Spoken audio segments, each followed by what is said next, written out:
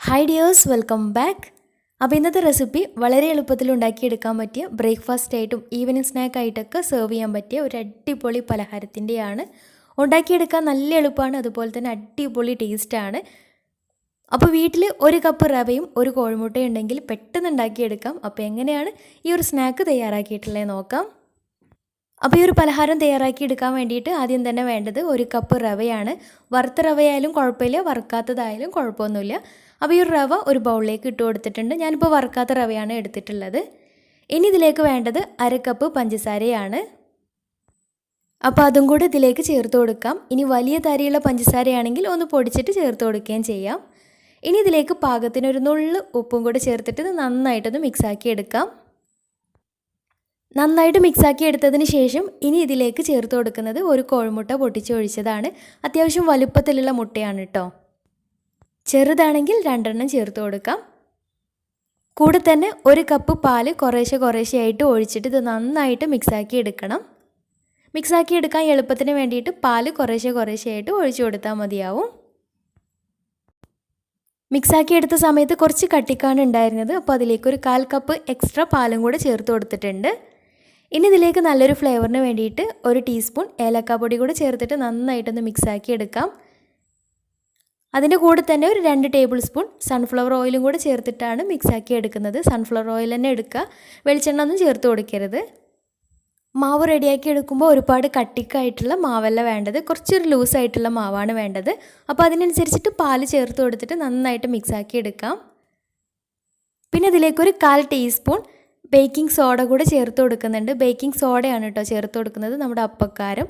അപ്പോൾ അതും കൂടെ ചേർത്തിട്ട് നന്നായിട്ടൊന്ന് മിക്സാക്കി എടുത്തിട്ടുണ്ട്. അപ്പോൾ നല്ല സോഫ്റ്റായിട്ട് കിട്ടാൻ വേണ്ടിയിട്ടാണ് ബേക്കിംഗ് സോഡ ചേർത്ത് കൊടുത്തിട്ടുള്ളത്.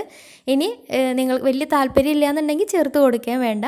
ഇനി ഇത് സ്പൂൺ വെച്ചിട്ട് നന്നായിട്ടൊന്ന് മിക്സാക്കി എടുക്കണം. കുറച്ച് സമയം സ്പൂൺ വെച്ചിട്ട് നന്നായിട്ട് തന്നെ അടിച്ചെടുക്കാം.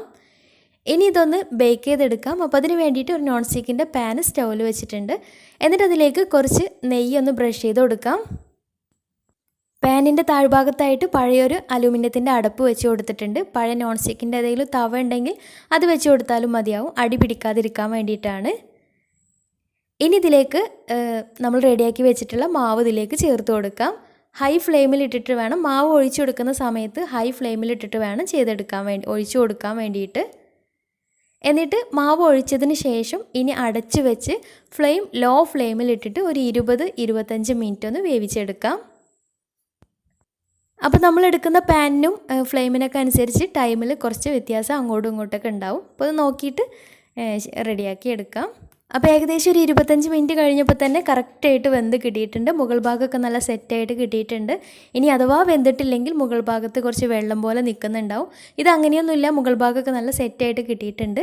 ഇനി കുറച്ച് നെയ്യ് ബ്രഷ് ചെയ്തിട്ടുള്ള വേറൊരു പാനിലേക്ക് മുകൾ ഭാഗം ഒന്ന് ബ്രൗൺ കളറാക്കി എടുക്കാൻ വേണ്ടിയിട്ട് മറിച്ചിട്ടിട്ട് ഒരു 2-3 മിനിറ്റ് ഒരു ഹൈ ഫ്ലെയിമിൽ ഇട്ടിട്ടൊന്ന് വേവിച്ചെടുക്കാം.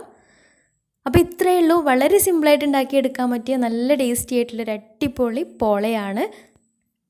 രാവിലത്തേക്കായാലും വൈകുന്നേരത്തേക്കായാലും എല്ലാവർക്കും ഇഷ്ടമാവും, അടിപൊളി ടേസ്റ്റാണ്. തീർച്ചയായിട്ടും ഒന്ന് ട്രൈ ചെയ്ത് നോക്കാം. ഉൾഭാഗമൊക്കെ നല്ല സോഫ്റ്റായിട്ട് അത്യാവശ്യം നന്നായിട്ട് തന്നെ പൊങ്ങി കിട്ടിയിട്ടുണ്ട്. മിക്സിയുടെ ബീറ്ററിൻ്റെ ഒന്നും തന്നെ ആവശ്യമില്ല, എളുപ്പത്തിൽ ഉണ്ടാക്കിയെടുക്കുകയും ചെയ്യാം. അപ്പോൾ തീർച്ചയായിട്ടും ഒന്ന് ട്രൈ ചെയ്ത് നോക്കുക. എന്നിട്ട് നിങ്ങളുടെ ഫീഡ്ബാക്ക്സ് താഴെ കമൻറ്റ് ബോക്സിൽ അറിയിക്കാൻ മറക്കരുത്.